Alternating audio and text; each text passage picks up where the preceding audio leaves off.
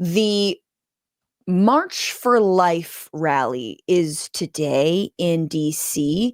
And if you didn't know what the March for Life rally is, it's pretty much um, the Serengeti of virgins, the watering hole for every a-hole who never had an independent thought from their Republican father, and mostly consists of white, straight, cis men, some women in there. There's a couple women. They're out in full force, of course, and they're joined by just really God-loving, morally upstanding people. Like the far right group, the Patriot, the guys who just like bandage themselves up like mummies who are on like a security night shift. Yeah, so they're out there. They're taking the metro. That's very woke of them. I wonder if they encountered any POC on the metro in DC. How very terrifying for them. So, again, they learned their lesson about the U-Hauls. Remember, Patriot Front were very into doing the U-Hauls, and they're like, no, man, this makes us look stupid. So now they're like, we're going to take the metro, just keep it cool, everyone act normal, like we're not all wearing the same psychotic outfit. It's like, you know what? Look, if you got a QAnon mom, go get her, talk to her. But if your son or your brother or your friend is going to the is part of the Patriot Front, just talk to them. You know what I'm saying? Talk to them. Reach out. And then immediately call the cops. No, just kidding. The cops are part of them. So though that's unsavory as it is, the point of all of this actually is where the last article was heading, is that Trump has actually pardoned 23 anti-abortion protesters. Now you might be saying, pardoned for what? What do they do? What do you mean? Why would they have gotten a charge? Oh, they've gotten many charges. It turns out, so-called pro-lifers are in fact very violent. They believe in the sanctity of human life, so long as that human life does not want full human rights. That's very important to them. And Donald Trump was like, yeah, all the people who've committed violent crimes, whether they be aggressing on abortion providers or abortion seekers, or, I don't know, storing a bunch of fetuses in your home in the freezer, you're going to get a pardon. So President Trump pardoned 23 protesters convicted of blocking access to abortion clinics, a federal crime, on Thursday. The protesters were prosecuted under the Freedom of Access to Clinics Entrances Act, which, yes, is an act that came about because people were blocking access to abortion clinic entrances. A law that bans the threat of force, obstruction, and property damage intended to interfere with reproductive health services. The statute was created in the 1990s after a wave of bombings and assassinations at abortion clinics. People who attack anti-abortion crisis pregnancy centers have also been convicted under the FACE Act, which is very funny because we all know crisis pregnancy centers are just sham abortion clinics. They are just sham reproductive health clinics that are mostly, I don't know if they can actually get federal funds, but they're like religiously backed. They now outnumber the amount of actual reproductive health clinics. And they basically give you a bunch of literature about why you are killing your unborn baby and you're evil and going to hell if you do so. So cool. Anyway, Trump's announcement comes as anti-abortion advocates gather for the 52nd annual March for Life rally today in Washington, D.C. Vice President J.D. Vance and top congressional Republicans are set to speak at the event. Rally at noon. I have to find my J.D. clip. Maybe someone has. They could throw it to me. We're thrilled that Vice President Vance has chosen the National March for Life for his first public appearance in his new role, said nobody. We're so glad that JD is coming through. A sign of his commitment to standing up for life, Trump, who takes credit for upending abortion access across the nation, has a history of shifting abortion views. Yeah, we know that. In March, he floated the idea of a national 15-week ban before declaring in April abortion policy should be left to the states. Oh, that's so cute. That's so cute. Left to the states. Just like, I don't know, the death penalty, which they're now through an executive order saying, nope, more death penalty. The states don't care about your anti-death penalty, measures. We want more death. We want more death, but we want to give them life first, almost as if we relish in death.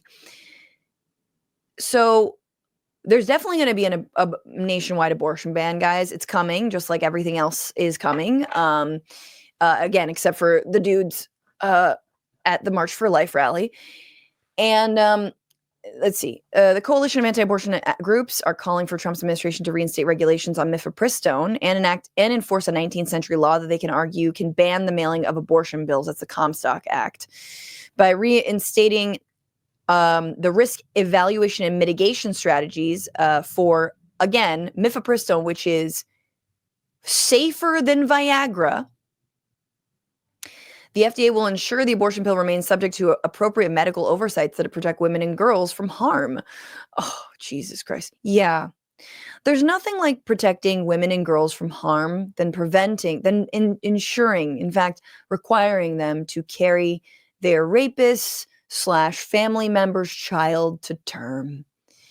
Just think about, that's just such a blessing. It's a blessing. Guys, I'm this close. I'm this close.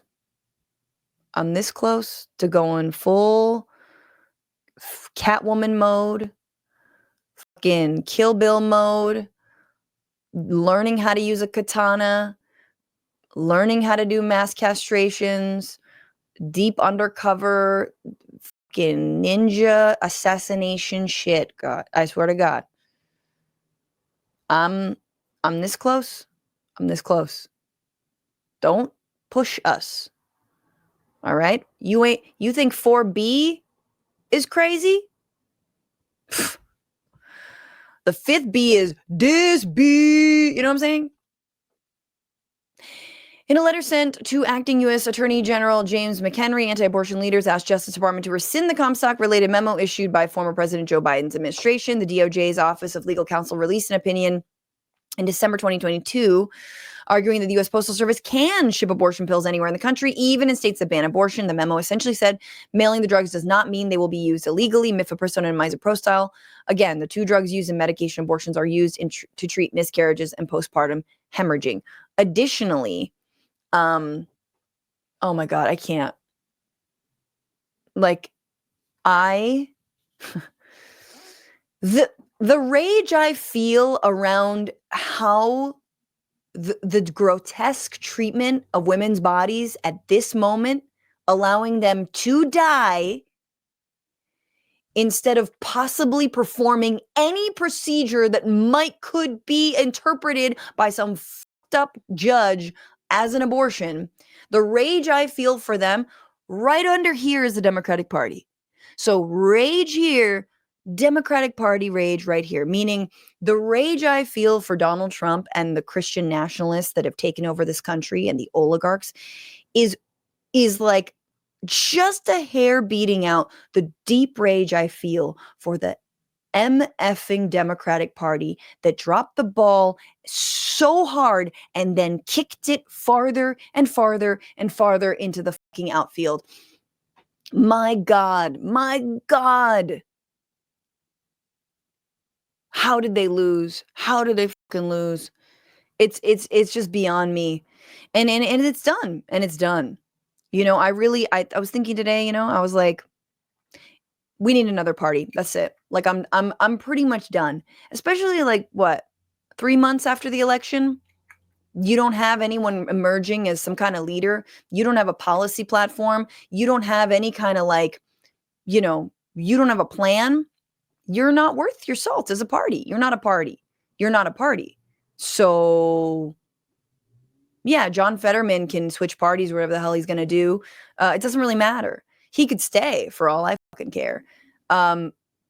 We need and I don't say any alternative, but we need a viable alternative, and we need it quickly.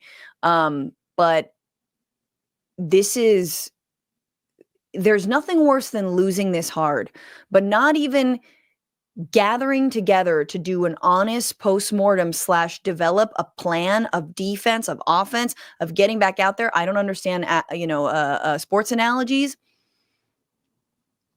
It's like, again, it's wanting to lose. It's throwing up your hands. It's the very people that you said you were trying to protect. When it doesn't go your way, you're done protecting them.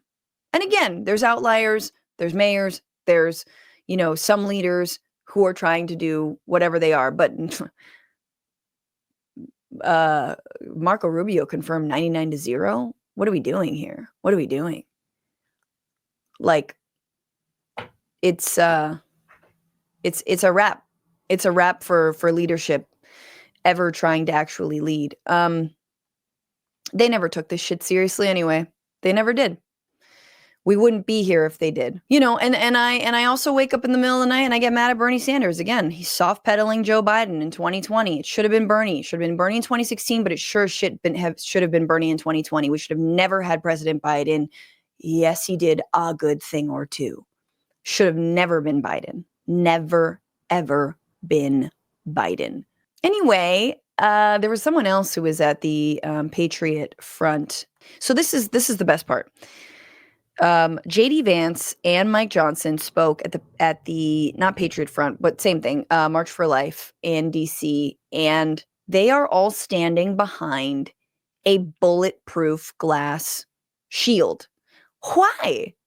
Why would they? Whatever would that be for?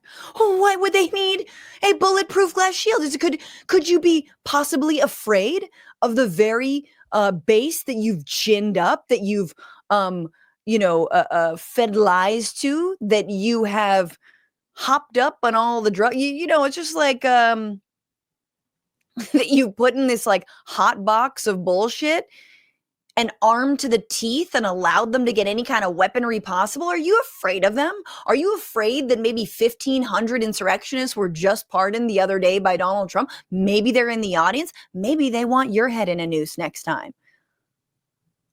You couldn't possibly be afraid. It's not like the RNC has metal detectors. It absolutely does. Like, this is just, it's such a glimpse into like where we are going. This isn't rain. Motherfucker, this is a bulletproof vest. Like, where we are going is like, Mad Max-esque, like, man stands in massive tower, like armed guards all around while he preaches to the audience, how we all have to hate one another. Anyway, bye.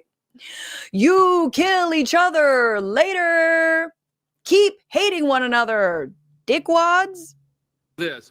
I was born in January 1972. It was almost exactly 1 year before Roe v. Wade became the law of the land. Oh, just missed it. Born in January 1972. I was the product of an unplanned teen pregnancy, and I am so eternally grateful that my mom and dad ignored all the people who told them to just take care of that problem. God damn it, Mr. and Mrs. Johnson. Mr. and Mrs. Johnson. You should have taken care of that problem. He wouldn't have known the difference. We wouldn't have known the difference. What's just another life? Just another Republican? Just another brown-nosing little beta cuck? That's all he is. There would be many more like him. You should have taken care of that problem. Look at where he is now. This motherfucking House of Cards ass dude. And they chose to embrace life and to have me, the first of their 4 children. If they... Yeah. So you're saying there would have been more? It's a simple fact, a very simple fact. If they had not done that, then I would not be here. And I often wonder who else we have missed and what those individuals... Donald Trump, JD Vance, Elon Musk, Jeff Bezos, Tom Homan, let's see, Elise Stefanik, she could go. There's so many, and this is... I wrote a satirical column for the American Prospect magazine not too long ago. Actually, maybe about a year ago at this point. Talking about, why do Republicans want to ban abortions? And he just told you, he just said it. He just said, I wouldn't have been around were I not born to people who ultimately probably shouldn't have had me in the first place.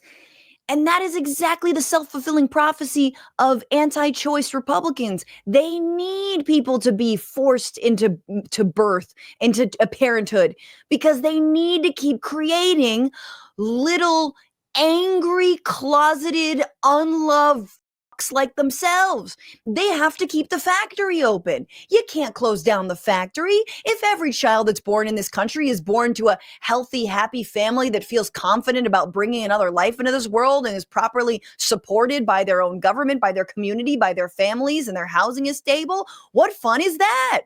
That's not fun. We can't torture that person. We can't make them a stupid little worker bee who believes that lasers are starting wildfires. Where's the fun in that? We can't groom little anti-Semites into existence. We can't create people who need to have a deal with their son worked out so that they each simultaneously check their phones for pornography usage. You know what I'm saying? They have to keep the lights on to their project of having more hateful people in the world. If we all feel loved, or we all feel supported, or we all feel like our parents had enough time for us, gross. And again, this is not to say that you and your life and your family and the fact that maybe you yourself were born in hardship, that you are not also a precious little person. But I'm sorry, this is the party that thinks we're not all special snowflakes, and that yet they're like, cluster of cells. A cluster of cells. You're not a snowflake. You're a cluster of cells. You're a piece of cum. You're sock cum. You little sock cum.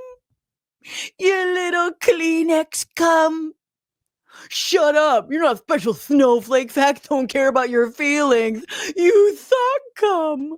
There's more. I know you want a little bit more. Let's see if there's any more. Might have contributed to our society and our world, but they were just this. Contributed to our society. Ah, yes. He wants to, here's what's fun about the handmaids of the oligarchy telling us that life is so important and life matters, and they could, these people who could contribute to the world and all that. It's like, where are they going to contribute to the world? What world? There's no world. What world do you want left? You want them to work in your house? Where do you want them to work in the Amazon mega warehouse where all kinds of egregious worker violations are taking place? Where do you one of the bits I didn't play from the Rogan interview with Mark Zuckerberg the other day is he basically said, yeah, we're really looking forward to replacing software engineers and coders with AI. And it's like, of course they are. So even if you do have an education, even if you're good in, computer sciences or coding, you follow the right path, you do what you do to try and, get a stable white collar job, we're going to replace you anyway. We're going to pay you for that. You're going to get money for maybe having contributed to some of the breakthrough coding that's given us so many modern inventions. No, you're not going to get paid out. You're just going to get replaced. I didn't fully finish who was pardoned. Okay, this is from Axios, because you think I'm joking. We covered this story 2 years ago when it came out about the people with fetuses. So he signed their pardons. White House Staff Secretary Will Scharf told Trump all the pardons were for peaceful pro-life protesters who were prosecuted by the Biden administration. Trump said many of the activists were elderly people. Okay. Among those convicted under the Freedom of Access to Clinic Entrances Act and pardoned by Trump was Lauren Handy, 31, who was sentenced to nearly 5 years in prison for leading the blockade that prosecutors said resulted in a nurse spraining her ankle. Police then found fetuses at Handy's Capitol Hill home, which anti-abortion activists said related to an illegal late-term abortions. Of course, she was never charged with any offense in relation to this, which is fucking insane, people. She committed so many crimes, trespassing, whatever, like theft. She broke into, I'm assuming, some sort of hazardous waste truck. I believe that's what she did. Stole fetuses, stole fetuses, and then kept them in her fucking home, y'all. There were like 11 of them or something. Oh, hell yeah. 10 out of 10. 10 out of 10. Giving real Chaya Reichik vibes. I'm sorry, if you're just listening, you know who I'm talking about. I love how, like, and yes, I'm going to make fun of how people look, because fuck you. I don't give a shit. I'm making fun of how you look. I love how, like, Chaya Reichik is like the gender police of like what is masculine and what is feminine, and she looks like a door. I'm sorry, you can't go around looking like a door with a dress on. All right, I just, you know what I'm saying, and be like, I'm policing femininity. Fuck you. So again, this was her, Lauren Handy, which is just the perfect name. Miss Handy arrived for an appointment she had made at a clinic under a false name. She and the defendant forcibly pushed their way into the waiting room and used their bodies, furniture, chains to ropes to block its doors. Defendants were live streaming. Not 11 fetuses. I'm sorry, guys. 5. She became the focus of widespread public attention in 2022, the day after she was charged in connection with the clinic blockade, when the police announced they'd found 5 fetuses in a home that the anti-abortion group said was hers. The Metropolitan Police Department in the District of Columbia said investigators had acted on a tip about potential biohazard material. Miss Handy's basement, investigators carried out evidence of Miss Handy's basement in red biohazard bags and coolers. Miss Handy declined to say what was in the coolers, but said people would freak out when they heard. Like, it's not that big of a deal to keep like a fetus. Stop freaking out. Miss Handy and the founder of the anti-abortion group, Teresa Bukovinak, claimed they obtained a box of 115 fetuses from the driver of a medical waste truck outside of the clinic. Who is the freak? Who is the freak? I'm sorry, but like, who's disgusting? Who's amoral? The person who is having a real normal one, abortion, tale as old as time, real normal thing to happen. But then, or the person who's like, no, I'm going to take that abortion and keep it in a freezer in my home. That is godly. That is godly. You know what else is godly? Godly is making a parent watch their unviable baby be born and then die within hours in the palm of their hands. That's godly. What's going on, Frantifa? If you haven't already, subscribe to this channel right now. Hit that button. And also, you can become a patron and support the show every single week. Get access to bonus episodes and exclusive merchandise. Patreon.com/Bitchuation Room. Do it.